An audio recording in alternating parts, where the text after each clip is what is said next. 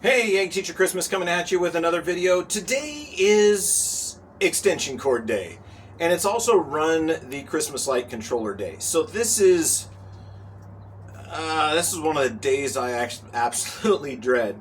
Now, we use a lot less extension cords here at our new location than we did at our last location.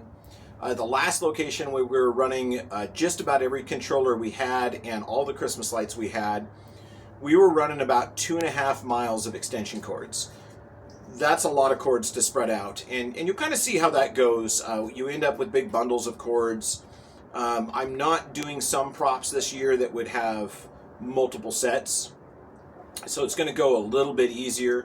But still, up where I am, I'm in the balcony right now. There are 20 candy canes that I need to hook in, and each of those are going to be individually controlled, so they'll be on their own channel. So there are at least 20 cords up here that I'll run, and I've got it spaced out, and going to try to minimize the use of cords, I guess would be the best way to put it. One of the other things that's very important is to have a channel layout. So as I go through and I design my display, I look at where I've got things in the yard and where I wanted to place things, and then I have to group them together of what Christmas light controller they're going to go on.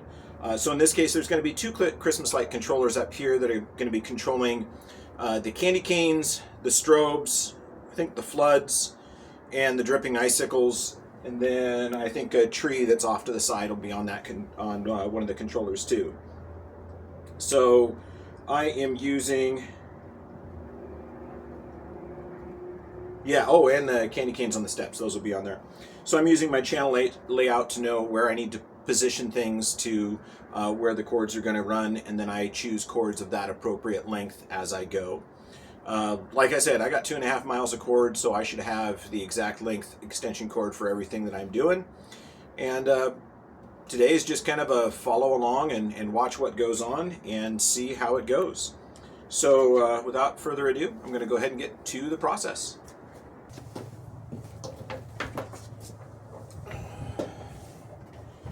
Now, after all of these years of running Christmas light controllers, I've learned a lot of things. You know, some guys will go in, and when they put in their Christmas light controllers, they'll set the unit IDs, set the address of which one we're going to use before they bring them out.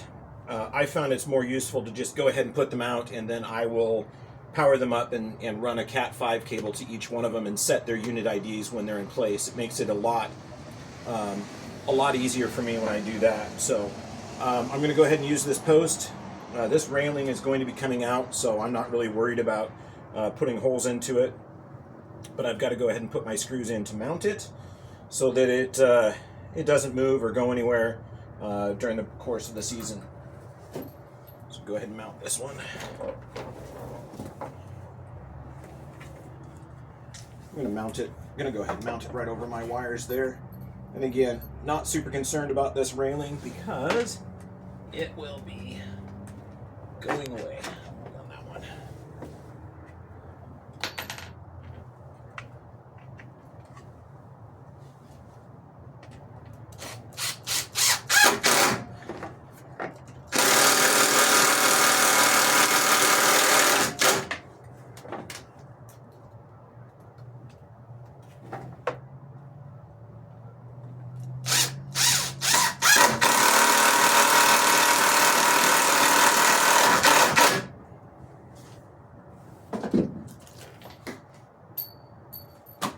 Seem to have lost that one. Should be enough to hold that one for right now. So I always kind of cover those up so that I don't forget. These are going to go over to my outlet, and then the rest of these cords are going to have the rest of these dongles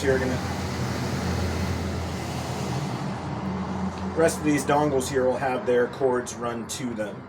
Luckily, I have written on these, so I do know where they go to.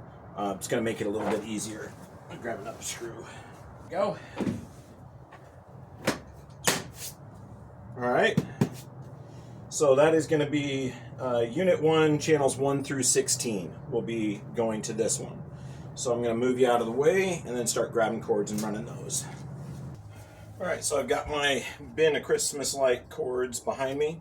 This is the SBT cord, so this is Vampire plugs and then SBT2 lamp cord. So those are custom cords that I've made. At first I just get the cords run, and then once after they're run I'll go through and I'll do cord management. But all it is plug it in, find the channel that you're running to. In this case I'm going to 1, lining them up, plugging it in. 1 channel done. Okay? And I just keep doing that with all of my cords until I've got them all run.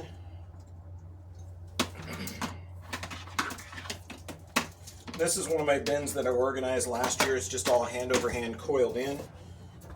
So it's a little bit longer SBT cords. And then there are some standard cords in there too. So this will be channel 2.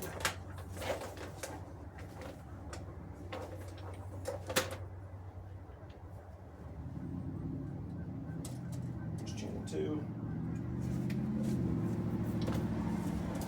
Goes pretty quick and easy.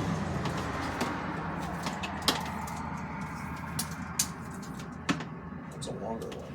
We'll save him for later.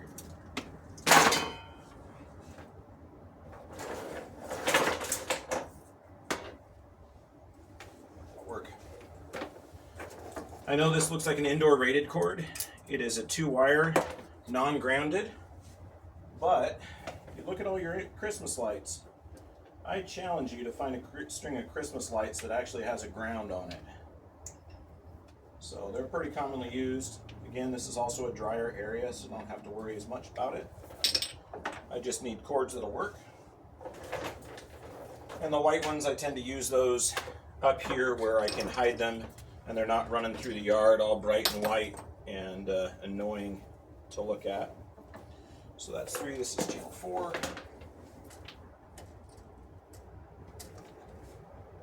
There's 4.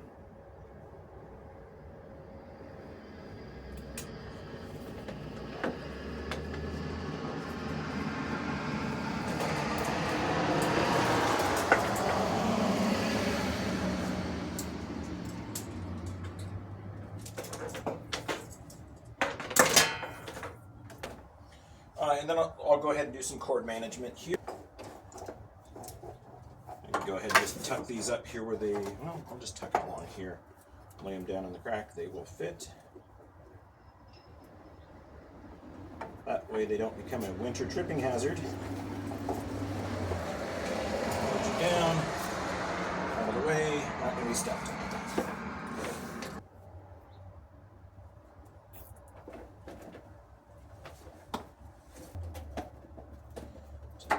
Down. Zip tie around this one.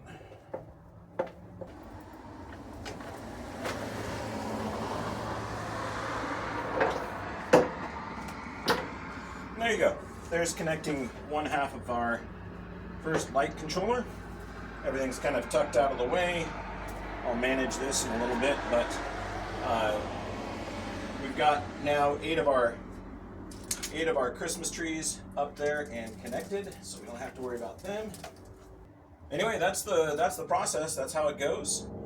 I'm going to go ahead and move the camera and let you guys see the rest of them get connected, and you'll kind of see what it takes to get one of these Christmas light controllers hooked up.